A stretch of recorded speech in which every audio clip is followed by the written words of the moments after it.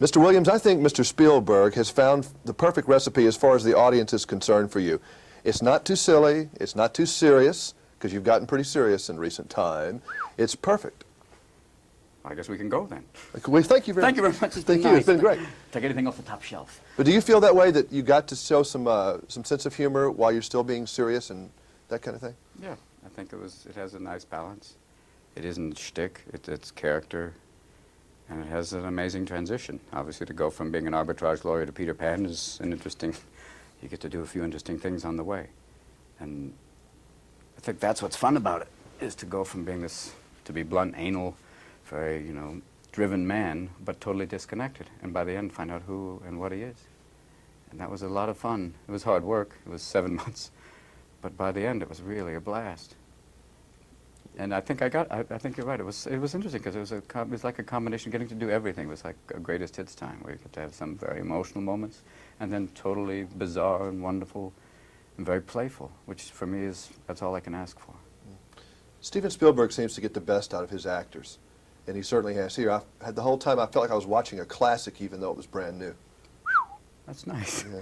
All right. And so one day you and I'll be talking, going, I remember we were shooting scenes on the back lot.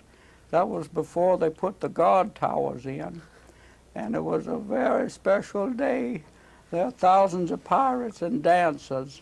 And then the lot blew up, but we put it on film. Very good. Yeah, I think there's something special about when we did it. It's weird because it was shot on all the old Wizard of Oz sets. I know. Stranger People are saying this is the Wizard of Oz of the 90s. All right. I agree with that. I Don't really be do. afraid. Don't be afraid of Lily. Dorothy, come over here. Look, no underwear. Sorry, put that in just We so know you- we ain't running that. That's out! Bye-bye! But you have a sense that you were doing something that was a little bit of greatness here because of the enormity of the production and the stars involved and the director? No, I just had a sense that something about it felt right, that it just felt fun, that the combination of people and the hard work people were putting in, and you can tell halfway through by the way the crew was responding to things. They said, guys, even when you see like guys, grips and guys who, worked a long time going, there's something that's really nice. Hey, Bravo, it's going well today. Something about it starts to feel good, and you don't know how it'll still be received, but you know that you're doing something that's interesting and special. You don't know whether it's, a classic, like you say, or you just know that there's something wonderful here by the feeling in it. It's like when you did Dead Poets. I knew when I saw there was a really kind of old, this guy was a driver. I don't know whether he was a teamster, but this guy was a really tough old guy, and he was watching the scene in Dead Poets, and he started crying. And the thing, when we were doing it, I went, there's something about this works. And I felt that with this, that there's fun, but at its core is his heart of Peter Pan, and also beneath that is about kind of childhood, the good and bad of it, and and parenting too, both, which is why I wanted to do it.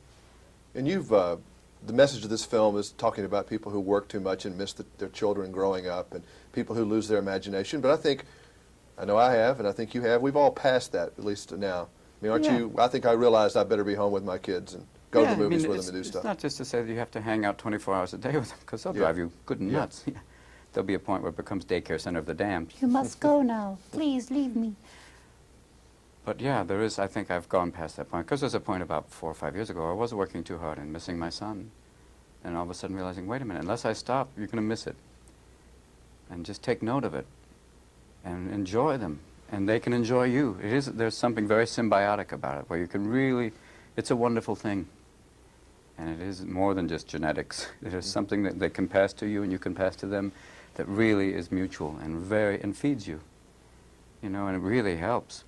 I mean, I just had another boy and I'm exhausted, but it's amazing, the exhilaration of it. And all of a sudden you're going, oh, again. I thought, well, right, another kid. Yeah, and all of a sudden you're like, exhilarated again. It's that kind of exhausted euphoria. Oh, it's a boy. I'm okay. I sleep an hour a night, but I feel good. Did you like the white tights in the outfit? That threw you a lot? The tights. Yeah. I especially like, you can see what religion I am. Yeah, I think at first you're saying, well, are you going to be the real, you're going to wear the green. Are you going to wear the green, boy? Are you going to fly? And I think you kind of have to. It's part of that whole thing of when you become him, don't be afraid to become him. And it's part of and it's the image of him has always been green. and the tights and the whole number, but it works, I think. It is that whole part of him that's because it has to go into that realm of magic. Why do you think it is that you're the first guy in Hollywood to I think- play this character? It's very strange. They've had Because all I have women before. little tiny genitals and the rig didn't hurt that much. That's going out again too. Is there anything left in this interview? Okay. This is the interview from hell.